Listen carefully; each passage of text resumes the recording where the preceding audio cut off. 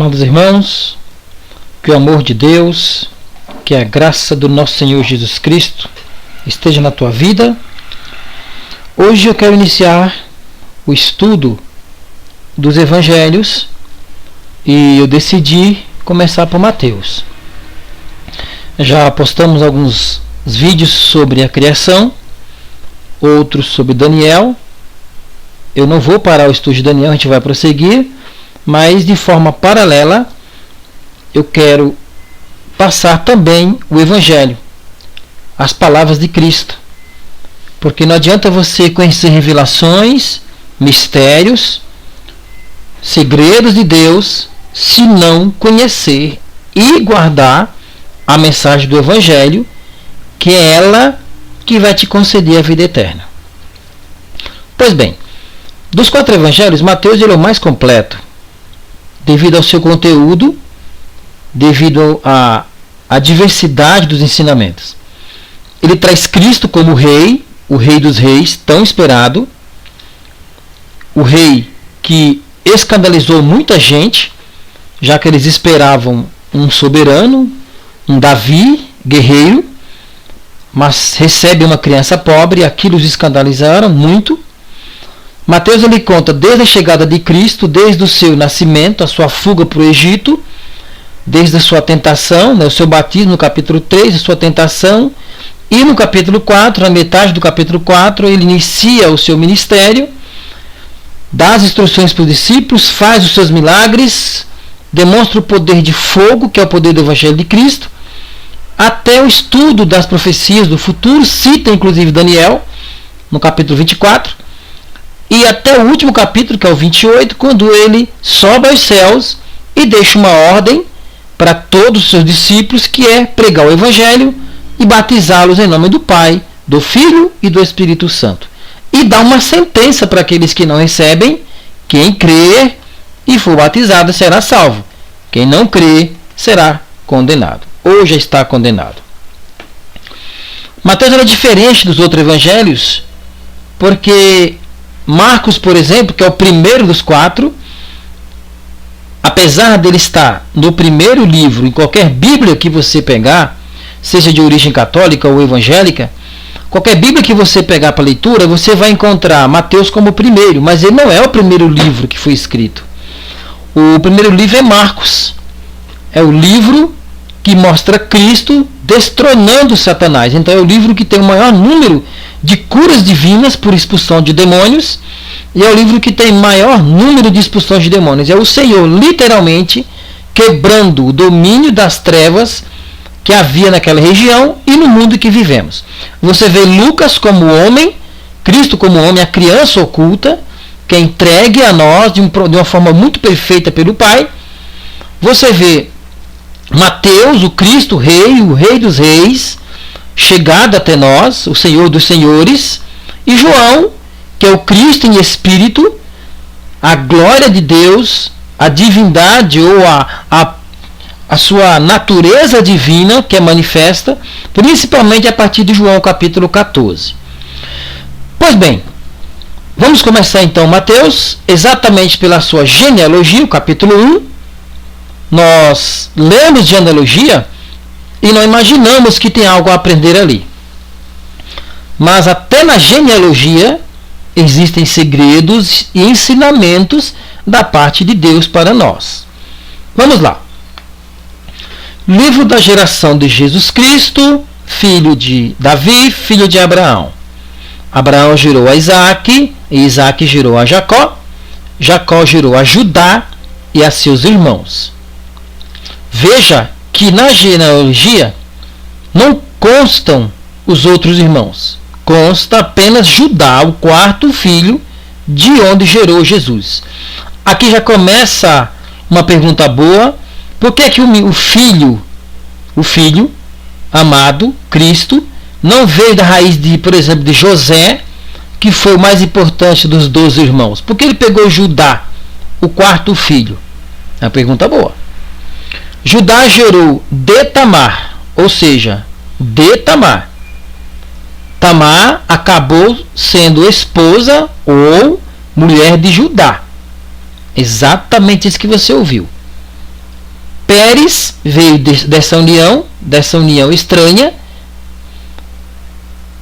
e a Zerá, e Pérez gerou a Esrom, e Esrom gerou a Arão. Uma curiosidade é que não se registravam mulheres na lista dos antepassados. E aqui você vai encontrar 4 mulheres. A primeira é Tamar, que você já viu aqui. Se você ler Gênesis capítulo 5, você não vai encontrar nome de mulheres na história dos antepassados. Não tem. Você pega o livro dos reis também, você não vai encontrar mulheres ali. E você não vai encontrar, por exemplo, em Crônicas. A única mulher que cita ali que reinou junto é a Jezabel com Acabe, mas que foi terrivelmente destruída por Deus devido aos seus pecados, e não era dos judeus. Não é dos judeus. Era de uma nação estrangeira, adoradora do deus Baal. Sacerdotisa de Baal, conforme 1 Reis ali na história de Elias, capítulos 15, 16, 17 em diante. Pois bem, Arão gerou a Aminadab, Aminadab gerou a Naasson, Naasson gerou a Salmão, Salmão gerou de Raabe, veja, outra mulher, a Boaz. Boaz gerou a Ruth, gerou de Rute, a Obed. E Obed, o mesmo Obed lá de 1 Samuel, né? O mesmo Obed lá de Samuel, quando chegou para ungir Jessé, ungia Davi, e Obed gerou a Jessé. Jessé gerou ao rei Davi, e o rei Davi gerou a Salomão, que foi mulher de Urias. Olha outra mulher, Raabe, Ruth, Batseba. Nos primeiros 6 versículos da geração de Mateus 1, você encontra 4 mulheres. Tamar era nora de Judá. É isso mesmo, o 4º filho de Jacó. E essa Tamar ficou grávida de Judá. Então Tamar, a história é interessante, capítulo 38. Tamar casa com o primeiro filho do Judá, não engravidou, o rapaz morre, ele dá o outro filho, também não engravidou, ele temeu dar o próximo filho, e ela, devido à lei dos judeus, que se não tivesse filho, o irmão teria que assumir, era o remidor, o resgatador da esposa, para que o nome do irmão permanecesse. Ela armou para cima dele e engravidou. Veja só de onde vem a genealogia de Cristo. E Raabe, uma prostituta, exatamente isso, da cidade de Jericó. Então, quem em sã juízo pegaria, por exemplo, seu filho e daria uma prostituta para seu marido? Jamais. Jamais. Ruth é uma estrangeira de uma terra chamada Moab, os Moabitas. Se você não conhece a história, por exemplo, de Ló, após o dilúvio, 2 filhas de Ló engravidaram o pai. 2. Olha só. O pai toma vinho, na primeira noite, engravidou a primeira filha, nasceu uma criança. Na outra ocasião, mais uma vez ficou bêbado, a outra engravidou. Nasce o Amon e o Moab. Gerou os Amonitas e os Moabitas, 2 nações terríveis de um incesto que perseguiu o povo judeu. É interessante que Ruth era uma estrangeira desta terra, vai para junto com Noemi, habita em Moab. Noemi, uma mulher dos judeus, uma judia, volta para Betel e traz essa mulher na bagagem. E essa mulher, devido ao seu coração e à sua decisão de servir ao Senhor, ela foi honrada e entrou na genealogia. A 4ª mulher é Batseba, mulher adúltera, que traiu o marido com o rei Davi. Esse marido, Urias, foi o mesmo marido que Davi projetou a sua morte. Olha como a genealogia de Cristo dá um nó nas tradições e naquilo que nós determinamos como perfeito. Alguns nomes aparecem em destaque aqui a partir do versículo 7. Salomão, o rei Salomão, que reinou 40 anos em Israel e teve um período de paz e prosperidade. Mas a sua covardia, a sua idolatria e o seu erro em tolerar as estátuas e estatuetas, os ídolos, os deuses espalhados por toda a nação, provocou o Senhor de forma que ele rasgou, ou seja, ele dividiu a nação, os 12 estados, deu 10 estados para Jeroboão, que daí se origina Samaria, aproximadamente no século 9, e o Reino do Sul. Então, em Salomão, racha-se no meio o povo. E por honra a Davi, esta é a palavra que Salomão ouviu, por honra a Davi, 2 nações, ou 2 estados, ainda ficaram formando o Reino do Sul, com a capital Jerusalém. O Roboão, que foi um rei muito ruim, muito mau, um homem que explorou ainda mais o povo, gerou uma revolta por causa disso, caso uma guerra, uma briga, uma guerra civil. Se não fosse pela mão de Deus, aquele povo seria dizimado entre eles mesmos, um matando o próprio irmão. Gerou a Abias, e Abias gerou a Asa. Asa gerou a Josafá. Josafá, Jorão, Uzias. Lembra de Uzias? Isaías capítulo 6. No ano que morreu o rei Uzias. Esse Uzias é aquele que morreu leproso. Exatamente isso. Morreu leproso porque tentou exercer um papel que o sacerdócio não permitia. Ele era rei, não era sacerdote, tentou oferecer incenso e ainda afrontou os sacerdotes e foi ferido por Deus por lepra e morreu nos dias de Isaías, capítulo 6, ele cita como marco a sua morte. Uzias gerou a Jotão, Jotão a Acás, um homem de Deus, temente ao Senhor. Lá em Isaías capítulo 7, você vai ver o 7 e 8, por exemplo, esse homem, o Senhor até fala para ele, olha Acás, você peça um sinal, seja no céu, seja na terra ou embaixo dela, eu vou te dar um sinal. E ele falou, jamais vou tentar o Senhor meu Deus. Como ele demonstrou pleno conhecimento da lei e temor ao Senhor, amor ao Senhor, o Senhor falou, então já que você não pediu um sinal só para você, eu vou dar para a tua nação, para toda a terra. Que é Isaías 7,14, que a gente vai ler esse texto daqui a pouco. Nasce Ezequias, outro grande homem de Deus, um homem que quebrou os altares da idolatria, arrancou a idolatria, quebrou aquela serpente de metal, de Números 21:9, que Moisés tinha feito por ordem de Deus, mas que acabou virando símbolo de amuleto da sorte naquele povo. O Ezequias quebrou isso ali, pôs um fim nisso ali, já estava virando idolatria, ele quebrou. Só que Ezequias ele adoeceu, Isaías vai do 36 até o 39, fala a história dele, e o Senhor se compadeceu do seu clamor, da sua oração, e deu mais 15 anos de vida. O que é interessante, que nos 15 anos de vida nasce Manassés. Sabe quem é Manassés? O camarada que queimou suas 2 crianças num boi de ferro em oferenda a Moloque, ou Deus Moleque, ou Cosme e Damião, 2 entidades das trevas que exigem crianças para os seus sacrifícios em troca de poder. Exatamente isso. É até uma contradição, se você pegar Hebreus capítulo 11, a partir do 32 em diante, vai falar dos heróis da fé e cita um deles que é cerrado ao meio. Sabe quem é esse? Isaías. Sabe quem mandou cerrar? Manassés. O filho do rei ao qual o profeta ora e Deus cura o rapaz. Veja como era a vida dos profetas da antiguidade. Manassés gerou a Amon, Amon gerou a Josias, outro grande homem de Deus que restaurou as leis do Senhor. Josias gerou a Jeconias, e no tempo de Jeconias, até o último que foi Zedequias, houve a invasão de Nabucodonosor, a gente já viu isso em Daniel. O povo vai como escravo para ficar 70 anos, passa 70 anos, ele volta para lá, para a terra deles. Jeconias gerou a Salatiel, Salatiel gerou a Zorobabel, que foi o Zorobabel que comandou a primeira volta, né? A primeira leva, o retorno do povo. Zorobabel gerou Abiúde, Abiúde a Eliaquim, Eliaquim gerou Azor, Azor a Sadoc, Sadoc a Aquim, Aquim a Eliúde. Esses nomes pouco aparecem, né? Não tem tanto destaque assim. A deportação ela começa em 597, está lá em 2 Reis 24, quando Zorobabel encara a primeira e Neemias leva a última. Foram 3 viagens, né? 3 sequências de retorno. Zorobabel que diz lá em Esdras 3:2 que é o sacerdote que liderou uma delas.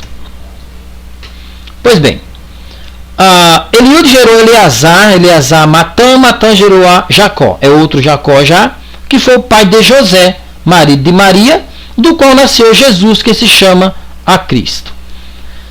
O interessante é que Cristo recebeu o nome filho de Davi, porque José era descendente de Davi, não Maria. Veja como é interessante isso. Veja, as religiões dão uma ênfase muito grande a Maria, mas ele recebeu o nome de filho de Davi porque ele era diretamente descendente de José, que acabou sendo seu pai, né? Foi o seu pai aqui o que criou o menino e o educou. Então esse menino recebe o nome do pai, lógico, e ficou como Jesus, filho de José, filho de Davi. É interessante que de todas as gerações, de Abraão a Davi, são 14 gerações. Olha isso, de Abraão a Davi, dá 14. De Davi até a escravidão, a Babilônia, 14. E do retorno até Cristo, mais 14.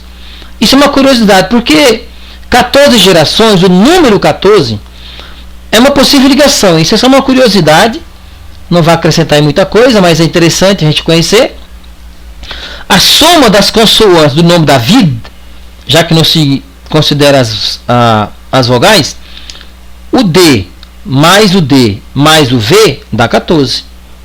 Seria alguma ligação? Deus teria feito isso de propósito? Não sabemos. Veja, do 1 ao 17 se estabelece exatamente a genealogia. O que é interessante, irmãos, que esse número 17 ele tem um significado especial na formação dos líderes. Então, por que será que exatamente 17 versículos fala da genealogia? Porque, por exemplo, lá em Gênesis capítulo 7 aproximadamente, diz que no ano 600 da vida de Noé, no dia 17, ele entrou na arca e todas as fontes romperam do grande abismo e as águas do céu caíram sobre a terra pela primeira vez, gerando o abismo. Com 17 anos foi a idade que José foi vendido como escravo também. Seria curiosidade? Com 17 anos também é a idade que Davi foi ungido a rei. Com 17 é a provável idade que Daniel e os colegas foram levados, né, para a Babilônia. Há um mistério aqui, só que isso é numerologia bíblica e eu não vou me ater a isso não. Isso é um assunto para outra ocasião. E o nascimento se registra também em 7 versículos. 7, que é o número da perfeição. Há uma coisa que quando você começar a ler as escrituras, preste muita atenção com a numerologia, os versículos que formam padrão de 5, padrão de 7, padrão de 9 e padrão de 12. Sempre tem um significado nisso dali. Ora, o nascimento de Jesus Cristo foi assim, estando Maria, sua mãe, desposada com José, antes de se ajuntarem, achou-se ter concebido o Espírito Santo. Então José, seu marido, como era justo e não queria infamar, intentou deixá-la secretamente. Qual é a tradição de antigamente? A pessoa fazia um contrato, uma espécie de acordo, e ficava por aproximadamente 1 ano na casa dos pais. Passado esse 1 ano, realmente decidindo que queria aquilo, sem contato sexual, eles casavam-se oficialmente. O problema é que Maria engravida exatamente nesse período. E aí José, sabendo que ela ficou grávida, aí ele se escandaliza, ele fica revoltado com aquilo. Mas o homem era um homem de Deus. Ele não queria que ela fosse apedrejada, porque era essa a lei. Era a lei dos judeus. Houve traição, houve adultério, tinha que ter apedrejamento. Era a lei. Mas José, como ele amava Maria e não queria mal para ela, ele tentou deixar secretamente. Veja, quando ele decide fazer aquilo, em sonho aparece um anjo e diz: ó, José, filho de Davi. Olha só, está vendo de onde Cristo herdou o nome filho de Davi? Porque acabou sendo o filho de José. Não temas receber a Maria, tua mulher. Está vendo? Porque o que nela está é do Espírito Santo. Não foi o homem quem engravidou. Você não foi traída. E dará à luz, a expressão dará à luz vem de Gênesis 3,15. Não foi a medicina que inventou isso aqui, foi o próprio Deus. Dará à luz um filho e chamarás o seu nome Jesus, porque ele salvará o seu povo. Veja, não do jugo romano, mas dos pecados, do jugo de Satanás. Essa era a mensagem.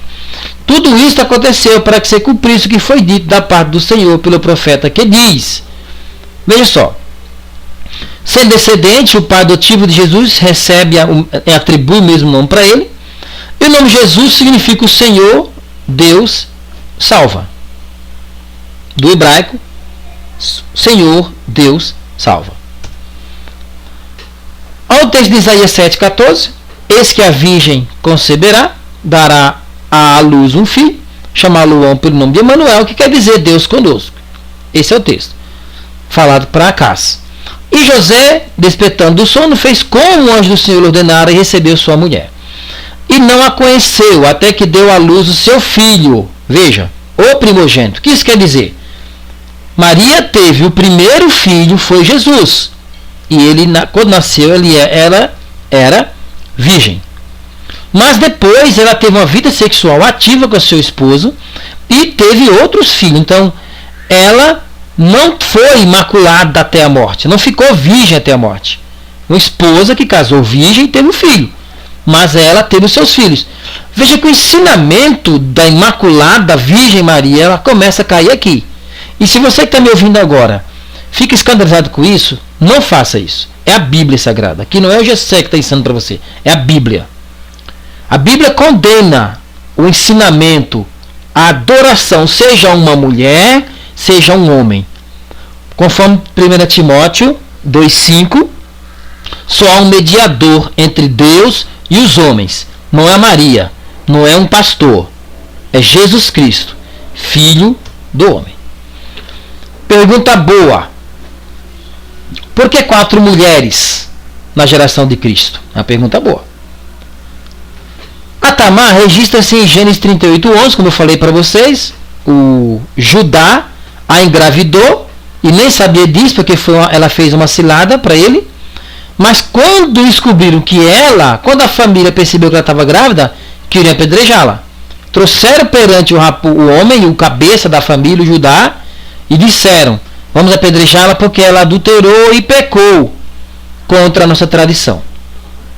Não havia ainda a lei de Moisés, não tinha ainda a lei, mas havia a tradição, o ensinamento.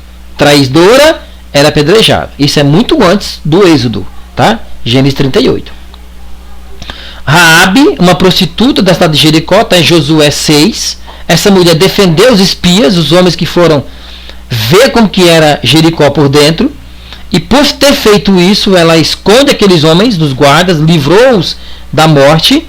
Ela entrou no livro dos heróis da fé. Olha, que para entrar nesse capítulo aqui, o camarada tem que ter feito muita coisa por Deus. Não é qualquer um que entra aqui, não. Tiago 2,25 também cita sobre a fé dessa mulher. Mas era prostituta. Veja isso, que coisa linda. Quem daria, né? Eu daria uma prostituta para o meu filho casar com ela? Jamais eu faria isso. Jamais. Veja, o Senhor fez. Ruth era uma estrangeira, como eu falei, está em Ruth 1,4. E Betseba, uma adúltera, segundo Samuel 12,24. Por que fez isso? Porque o pai introduz 4 mulheres, que o histórico não era bom. A quinta é Maria, mas Maria não é mulher santa perante o Senhor. No que eu falo santa, que ela guardava a lei do Senhor. Não santa no sentido de ser adorada, mas santa porque guardava, temia, amava o Senhor. E essas 4 aqui não tinham um histórico muito bom. Não que Ruth era mulher errada, não. Ela amava e obedecia a sua senhora, mas era estrangeira. Não tinha direito perante a lei. Jamais teria direito a isso. Jamais entraria na genealogia de um patriarca ou de um líder. Jamais. Mas por que o pai faz isso? O objetivo de Cristo é literalmente quebrar os padrões. Que padrões? Veja isso. Em Cristo, pelo menos 4 padrões caem por terra. Agora preste atenção que isso é o melhor do capítulo 1. A partir de Cristo não há mais exclusividade de raça. Seja judeu, seja grego, não importa se o sangue nas veias é judeu, é grego, é africano ou é asiático, ou americano, não importa. Se é sul-americano, norte-americano, não importa. Não interessa. Se é europeu, não interessa. João 1,12. A todos aqueles que o receberem, foi-lhes dado o poder de ser chamado Filho de Deus. Os filhos de Deus não são aqueles que nascem de uma mulher, não. São aqueles que recebem o ensino e recebem a Cristo como Senhor. Essa é a Bíblia. Então não há mais exclusividade. Ele tirou isso daí. O homem é judeu, vai ser salvo automaticamente. Vai não, vai ter que reconhecer Cristo como Senhor. Exatamente isso. Se não reconhecer, não há plano de salvação. João 14, 23. Pai, aquele que me reconhecer como teu enviado, e a ti como único Deus, o Pai e eu faremos morada em seu coração. Exatamente isso. Então a exclusividade, ela acaba, ela se encerra nisso daí, nesse processo. Não tem mais isso.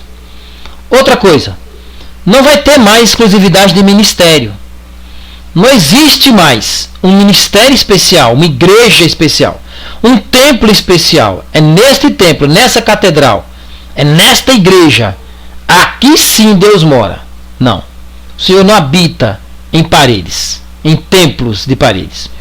Não existe uma doutrina, essa é correta, essa é especial. E não uma igreja, não, meu batismo é o correto, essa é verdadeira, não. João 4, 23, é o que ele explica para a samaritana, que era uma guerra. Eles diziam que o correto era invocar a Deus em Jerusalém. O outro diz, não, o correto é invocar a Deus em Samaria. O Senhor fala, não, o correto é invocar o Senhor. Pode ser embaixo de uma choupana, de uma barraquinha de madeira com uma telha em cima. Se invocar em espírito e verdade, ali o Pai vai estar. Conforme o Salmo 145, 18. Perto está o Senhor daqueles que o invocam. Daqueles que o invocam em espírito e em verdade. Exatamente isso. Vejam, irmãos, isso aqui quebra também a exploração de Jerusalém. Não, crente que é crente, homem de Deus que é homem de Deus, cristão que é cristão, tem que ir em Jerusalém pelo menos uma vez. Não, ninguém aqui é árabe. Não existe isso. Não existe isso. Não vou para Jerusalém porque lá Deus fala mais comigo. Deus fala com você até no banheiro do seu quarto. É onde ele fala. Quando for orar, fecha a tua porta. Tranca a porta. Mateus 6. E lá ora, invoca ao Senhor. É isso mesmo. Exatamente isso. E o Pai, em secreto, vai saber o que você precisa antes mesmo de você falar. Então esse comércio, essa exploração comercial não vem do Senhor. O Senhor não se agrada disso. Nunca se agradou. Essa exploração com viagens, gente ficando podre de rica, a água do Jordão é água sagrada, o lodo que se tirou não sei de onde, a terra santa prometida, pare com isso. O lugar santo vai ser onde você me invoca a partir de agora. Não tem mais um lugar santo, não tem. Há uma história linda, há uma história especial naquele lugar, mas não deve ser usado como amuleto de sorte. Nem exclusividade também, acabou isso. Seja mulher, seja homem, o Senhor usa qualquer um agora. Desde que o busque, o Senhor dá dons, o Senhor enche do seu espírito. Essa mulher pode ser tremendamente usada por Deus se ela a buscar, se ela o buscar com o coração. Acaba também uma coisa errônea, maldita, que é a herança de cadeira por laço familiar. Mateus 11, 12. A partir de agora, quem quiser herdar o reino dos céus vai ser a força. Ou seja, não existe herança de cadeira. Não tem mais herança. A unção não é genética.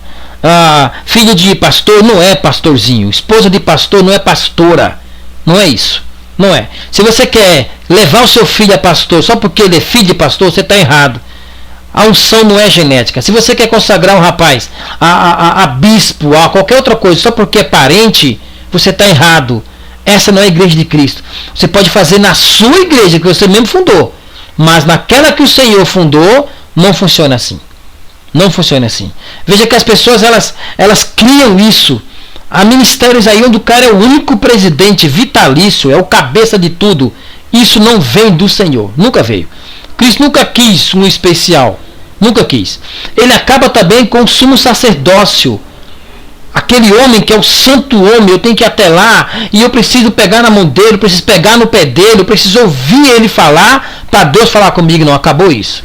Hebreus 8, do 1 ao 2, ele fala que o único sumo sacerdote, o perfeito, foi Cristo. E que o ministério dele não veio de homens. E no 4 de Hebreus, a partir do 12, ele fala que qualquer um pode entrar perante o trono da graça. Como? Em oração. Para no momento oportuno alcançar misericórdia. É isso aí. Acabou o sumo sacerdote, acabou aquele homem, o santo homem, o homem que todos têm que levar até ele os seus pecados e confessar, senão Deus não perdoa. Acabou isso aí. Isso era do judaísmo, acabou. Também acabou o juiz. Ninguém tem poder de expulsar ninguém de uma igreja, ninguém tem poder ninguém de condenar, ninguém tem poder ninguém de falar, esse pecado é para a morte. Ninguém tem. Não julgues para que não sejais julgado. E o 2 ele fala, com o mesmo julgamento, com a mesma medida que você julgar e medir, tu também será julgado. E outra coisa, se você quer tanto juízo para o seu irmão, cuidado. Pode começar pela sua própria casa. Ninguém tem poder de expulsar ninguém de uma igreja. A igreja não é sua. Não foi você que morreu na cruz. Não foi você que sangrou por ela. Então você não pode expulsar ninguém dali. Outra, o próprio Cristo fala assim, ó, o Filho do Homem não veio para condenar ninguém, veio para salvar. Quem vai condenar o meu Pai? As minhas palavras. Conforme a pessoa não receber a mensagem do meu Pai, não é minha, que veio do Senhor, então não me recebe. Logo estará condenado. Então quem vai condenar é no fim de tudo, não nós. Não nós podemos fazer isso. Acabou o juiz. Acabou também o homem, o profeta com poder sobrenatural. Não. Acabou isso aí. Como, por exemplo, com poder de amaldiçoar alguém. Acabou isso aí. Existe sim o dom profético. Aquele que o Senhor unge como boca de Deus. O verdadeiro homem de Deus. O verdadeiro. E em Daniel capítulo 1, no vídeo anterior, veja lá os 5 pilares e você vai ver realmente se há um homem de Deus. Como eu conheço? Pelos frutos. Mateus 20, do 25 e 27. Os 2 irmãos queriam um lugar especial. Os 2 irmãos lá, os filhos de Zebedeu. E ele pegou no cantinho e falou assim, ó, lá no mundão, lá na religião, lá no sistema religioso tem cabeças, exclusivos, líderes, dono de tudo. Aqui não vai ser assim. Entre vocês todos sejam irmãos. Quem quiser ser o primeiro, seja o último. Porque até o Filho do Homem veio para servir, não ser servido. Cristo quebra esses padrões. Cristo quebra. Veja que esses princípios de Mateus 1, quando você olha para uma igreja e não vê mais salvação de almas, não vê mais formação de discípulos, não vê mais curas divinas, os demônios não são mais incomodados, não tem mais manifestação maligna, não tem palavra revelada, não tem o poder de Deus. É aquela liturgia repetitiva, cansativa. Não tem mais o poder de Deus. Não tem a marca do poder de Deus ali dentro. Por quê? Segundo os Coríntios 3,15, toda vez que eles, os sacerdotes, os cabeças, insistem em repetir a lei de Moisés lá dentro, o Senhor cega. Porque isso, no 16, já foi abolido, cumprido em Cristo. Então, esses são os princípios. Se nós guardássemos isso aqui, nós não erraríamos tanto. Meu amado irmão, que Deus o abençoe, que Deus o guarde, medite nas Escrituras, aprenda o Evangelho de Cristo e ninguém vai te enrolar facilmente. Deus o abençoe, fique na santa paz, em nome de Jesus.